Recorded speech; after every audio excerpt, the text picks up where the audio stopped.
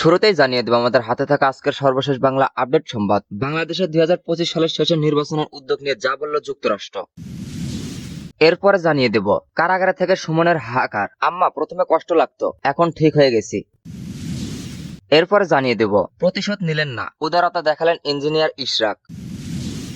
সর্বশেষ জানিয়ে দেব মিয়ানমার নিয়ে বৈঠকে বাংলাদেশ, ভারত চীনের যেসব হিসাব নিকাশ। এতক্ষণ শুনছিলেন সংবাদ শিরোনাম, এরপর বিস্তারিত।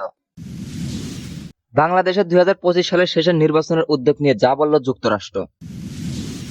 সম্প্রতি জাতির উদ্দেশ্যে দেওয়া ভাষণে অন্তর্বর্তী সরকারের প্রধান উপদেষ্টা ডক্টর মোহাম্মদ ইউনূস বলেছেন, 2025 সালের শেষ দিকে অথবা 2026 সালের শুরুতে দেশের ত্রয়োদশ জাতীয় সংসদ নির্বাচন অনুষ্ঠিত হতে পারে। অন্তর্বর্তী সরকারের নির্বাচনের এই উদ্যোগের প্রাঙ্গণটি এবার উঠে এসেছে মার্কিন পররাষ্ট্র দপ্তরের নিয়মিত প্রেস ব্রিফিংয়ে। স্থানীয় সময় বুধবার 18 ডিসেম্বর মার্কিন পররাষ্ট্র দপ্তরের নিয়মিত ব্রিফিংয়ে এক প্রশ্নের জবাবে বাংলাদেশের নির্বাচনের উদ্যোগকে স্বাগত জানান পররাষ্ট্র দপ্তরের উপপ্রধান মুখপাত্র ভেদান্ত প্যাটেল। ব্রিফিংয়ে জানতে চাওয়া হয়, 2025 সালের শেষে অথবা 2026 সালের শুরুতে নির্বাচন আয়োজনের ঘোষণা দিয়েছেন বাংলাদেশের অন্তর্বর্তী সরকার। এ বিষয়ে যুক্তরাষ্ট্রের অবস্থান কি? জবাবে মুখপাত্র প্যাটেল বলেন, বাংলাদেশের অন্তর্বর্তী সরকার নির্বাচন আয়োজনের যে প্রস্তুতি ঘোষণা দিয়েছেন সেটাকে আমরা স্বাগত জানাচ্ছি। এতে বাংলাদেশের জনগণ তাদের নেতৃত্বকে বেছে নেওয়ার সুযোগ পাবে। নির্বাচন আয়োজনের সময় নির্ধারণ এমন একটি বিষয় যেদিকে আমাদের অব্যাহত পর্যবেক্ষণ থাকবে। পুরো প্রক্রিয়াটা জুড়ে আইনের শাসন, একইভাবে গণতান্ত্রিক মূলনীতির বাস্তবায়নকে আমরা উৎসাহিত করছি। পুরো বিশ্বে শান্তিপূর্ণ উপায়ে অবাধ ও সুষ্ঠু নির্বাচন আয়োজনের পক্ষে আমাদের অবস্থান। গুমের ঘটনায় সাবেক প্রধানমন্ত্রী শেখ হাসিনা জড়িত থাকার প্রমাণ পেয়েছে গুম কমিশন।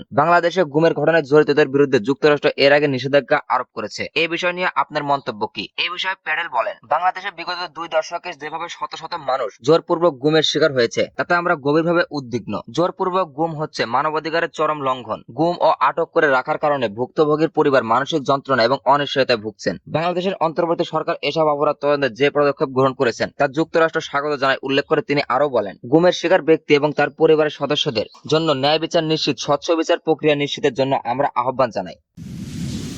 কারাগার থেকে ব্যারিস্টার সুমনের পাঠানো বিবৃতি, আম্মা প্রথমে কষ্ট লাগতো, এখন ঠিক হয়ে গেছি। কারাগার থেকে পরিবারের উদ্দেশ্যে দুটি চিঠি লিখেছেন সাবেক এমপি ব্যারিস্টার সৈয়দ সাইদুল হক সুমন। মঙ্গলবার 17 ডিসেম্বর সন্ধ্যায় তার যুক্তরাষ্ট্র প্রবাসী 2 চিঠি ফেসবুকে শেয়ার করেন। এরপরে তা নিয়ে চলছে ব্যাপক আলোচনা। দুটি চিঠির একটি তার মায়ের এবং অন্যটি বোন, এক ভাই ও বোন জামাইদের উদ্দেশ্যে লেখা। মায়ের কাছে লেখা চিঠিতে ব্যারিস্টার সুমন উল্লেখ করেন, আম্মা দোয়া রইল, আমাকে নিয়ে কোনো দুশ্চিন্তা করবেন না, আল্লাহ যা করেন ভালোর জন্যই করেন। প্রথমে একটু কষ্ট লাগতো, এখন ঠিক হয়ে গেছি। নিয়মিত নামাজ কোরআন শরীফ পড়ি। বাংলা তারাজমা কোরআন পড়তে অনেক ভালো লাগে। আপনি নিজের শরীরের প্রতি খেয়াল রাখবেন। সারা জীবন আপনাকে বেশি কষ্ট দিছি। অনেক মোটা বাচ্চা হওয়ার কারণে আমার জন্মের পরেই আপনাকে কষ্ট দিছি। এই 45 বছরে এসেও আপনার টাকায় আমার পরিবারের বাসা ভরা হয়। এর চেয়ে আর বেশি কি এক মায়ের কাছ থেকে নাতে পারে? আপনার জন্য দোয়া রইল। যে বয়সে আপনাকে আমার সেবা করার কথা সে বয়সে বরং আপনারাই আমার পরিবারকে দেখতেছেন। আল্লাহর কাছে আপনার জন্য সুস্থ ও লম্বা হায়াতের জন্য দোয়া চাই। বোন, ভাই ও বোনের স্বামীদের কাছে লেখা চিঠিতে তিনি উল্লেখ করেন, আমার জন্য কোনো চিন্তা করেন না। রাজবন্দী হিসেবে জেলে আছি, কোনো চোর বা দুর্নীতির হিসেব নয়। আমার কারণে তোমাদের কোনো অসম্মান হোক এটা কখনোই চাইনি, আশা করি আল্লাহর রহমতে হবেও না। চিঠিতে তিনি আরো উল্লেখ করেন, অনেকে বলে আপনার কি সম্পদ আছে,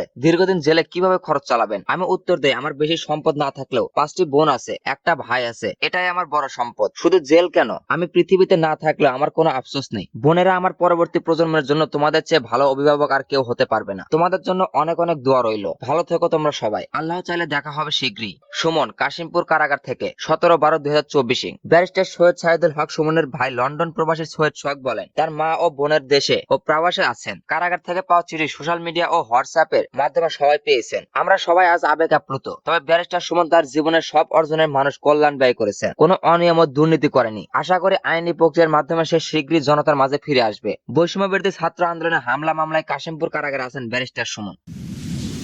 প্রতিশোধ নিলেন না, উদারতা দেখালেন ইঞ্জিনিয়ার ইশরাক। উদারতা ও মহানুভবতা পরিচয় দিয়ে বিএনপির আন্তর্জাতিক বিষয়ক কমিটির সদস্য ও ঢাকা মহানগর দক্ষিণ বিএনপির সিনিয়র সদস্য ইঞ্জিনিয়ার ইশরাক হোসেন নিজের ওপর হামলার প্রতিশোধ না নিয়ে উল্টো হামলাকারীদের ক্ষমা করে দিয়েছেন। সেই সঙ্গে শিক্ষার্থীদের অনুরোধে নিজের করা মামলার এজাহারভুক্ত আসামিকে আটকের পর ছেড়ে দেওয়ার ব্যবস্থা করে দিয়েছেন তিনি। মঙ্গলবার 17 ডিসেম্বর রাতে রাজধানীর কোতোয়ালি থানায় এই ঘটনা ঘটে। জানা গেছে 2022 সালের ডিসেম্বর 4 বিএনপির ঢাকা বিভাগীয় মহাসমাবেশে ঘিরে পুরান ঢাকায় জনসংযোগ চালানো অবস্থায় জগন্নাথ বিশ্ববিদ্যালয়ের সামনে ছাত্রলীগের হামলার শিকার শিকার হন ইশরাক হোসেন। পুলিশ মামলা নিলেও পরবর্তীতে সেই ঘটনায় আদালতে মামলা করেন তিনি। তাতে এজাহারভুক্ত আসামি হিসেবে জগন্নাথ বিশ্ববিদ্যালয়ের চতুর্থ বর্ষের শিক্ষার্থী মাইনুদ্দিনকে শনাক্ত করেন সাধারণত শিক্ষার্থীরা। পরে মঙ্গলবার রাতে তাকে ধরে নিয়ে যায় রাজধানী কোতোয়ালি থানার সোপর্দ করে বিশ্ববিদ্যালয়ের ছাত্রদল নেতারা। আটকের খবর মঈনুদ্দিন আইন বিভাগের বন্ধুরা বিএনপি নেতা ইশরাক হোসেনের সঙ্গে দেখা করতে তার বাসায় যান। সে সময় তিনি বাসায় না থাকায় রাতে কোতোয়ালি থানার সামনে জড়ো হন শিক্ষার্থীরা। সেখান থেকে ইশরাক হোসেনের সঙ্গে ভিডিও কলে কথা বলেন, তার বন্ধুকে মায়াদের দিয়ে থানা থেকে ছাড়ানোর দাবি জানান। হামলার ঘটনায় ভুল করেছে উল্লেখ করে কাছে ক্ষমাও চান অভিযুক্ত মহিউদ্দিন তার বন্ধুরা। একই সঙ্গে ছাত্র নেতার আন্দোলনে তাদের জোরালো ভূমিকার কথা উল্লেখ করেন। শিক্ষার্থীদের অনুরোধে ইশরাক তাদের দাবি মেনে নিয়ে অভিযুক্ত মহিউদ্দিনকে ছেড়ে দেওয়ার অনুরোধ জানান। রাত 2:45টায় তাকে থানা থেকে ছেড়ে দেয় পুলিশ। এ বিষয়ে ইশরাক হোসেন বলেন, 2022 সালে আমার উপর যে ন্যাক্কারজনক হামলা করেছিল ছাত্রলীগ, সেখানে আমার গাড়ি ভাঙচুর করেছিল তারা। আমি সহ বিএনপি ও অঙ্গ সংগঠনের বেশ কয়েকজন নেতাকর্মী মারাত্মকভাবে আহত হয়েছিলেন। সে সময়কার ঘটনার জন্য ওরা দুঃখ প্রকাশ করেছে। ঘটনায় ভুল করে এবং অনেকটা বাধ্য হয়ে অংশ নিয়েছিল জানিয়ে এর জন্য ক্ষমাও চান অভিযুক্ত ওই ছেলেটি। ছাত্র আন্দোলনে জগন্নাথ বিশ্ববিদ্যালয়ে তার ভূমিকার কথা বিবেচনা করেছি, তবে ছাত্রলীগ নিয়ে তার অবস্থান কঠোর বলেও জানায় ইশরাক হোসেন। এ বিষয়ে কোতোয়ালি থানার ওসি তদন্ত নাসিরউদ্দিন বলেন, শিক্ষার্থীদের অনুরোধে ইশরাক হোসেন আসামির বিরুদ্ধে অভিযোগ তুলে নেন। একই সঙ্গে তাকে ছেড়ে দেওয়ার অনুরোধ করেন। বাদীর অনুরোধে আসামিকে রাতেই ছেড়ে দিয়েছি। মিয়ানমার নিয়ে বৈঠকে বাংলাদেশ, ভারত চীনের যেসব হিসাব নিকাশ।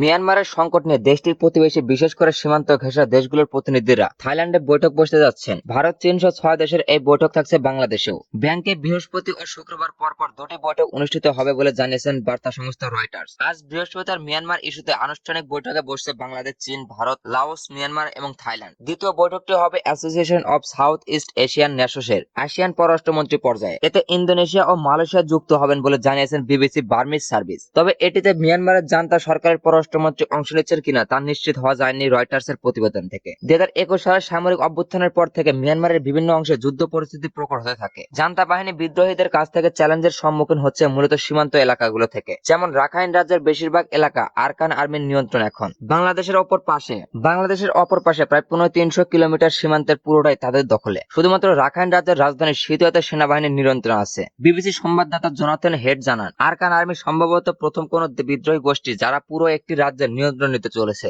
বাংলাদেশের প্রধান উপদেষ্টা রোহিঙ্গা সংক্রান্ত বিশেষ প্রতিনিধি খলিলুর রহমান সম্প্রতি ঢাকায় এক সেমিনারে ইঙ্গিত দিয়েছিলেন। তিনি বলেন, ইতিমধ্যে উদ্যোগ নেওয়া হচ্ছে যাতে অন্তত সীমান্ত বান্তবতার ব্যাপারে আরাকান আর্মির সাথে যোগাযোগ থাকে। যদিও আরাকান আর্মির সাথে বাংলাদেশ সরকারের যোগাযোগ হয়েছে কিনা কিংবা যোগাযোগের সিদ্ধান্ত চূড়ান্ত হয়েছে কিনা সেটি এখনো পরিষ্কার নয়। রোহিঙ্গা ইস্যুতে অন্তর্বর্তী সরকারের নীতিতে পরবর্তী দেখা যাচ্ছে মন্তব্য করে বাংলাদেশের একজন নিরাপত্তা বিশ্লেষক ব্রিগেডিয়ার জেনারেল অফ বায়েজিদ ছাড়ার এই বৈঠকে বাংলাদেশের জন্য একটি ভালো সুযোগ হিসেবে দেখছেন। অন্যদিকে রাখাইনে ভারত ও চীনের ভূ রাজনৈতিক ও অর্থনৈতিক স্বার্থ পরস্পর বিপরীতমুখী বলে পর্যবেক্ষণ মিয়ানমারের নিযুক্ত বাংলাদেশের সাবেক কূটনীতিক মেজর অফ এমদাদুল ইসলামের। তিনি বলেন, আরাকান আর্মির ওপর চীনের প্রভাব থাকার তাদের কর্মকাণ্ড ভারতের স্বার্থের বিপক্ষে যাচ্ছে। ভারতের আন্তর্জাতিক সম্পর্কের বিশ্লেষক অধ্যাপক শ্রীধর দত্ত অবশ্য মনে করেন, দুই দেশের মধ্যে সব ইস্যুতে যে বৈরিতা থাকতে নাই, কোন ক্ষেত্রে তাদের অবস্থান অভিন্ন হতে পারে। এমন পরিস্থিতিতে রাখাইন, ভারত, চীন ও বাংলাদেশের স্বার্থের সমীকরণ কি হবে? ব্যাংককের বৈঠক থেকে বা বাংলাদেশের কি অর্জন হতে পারে?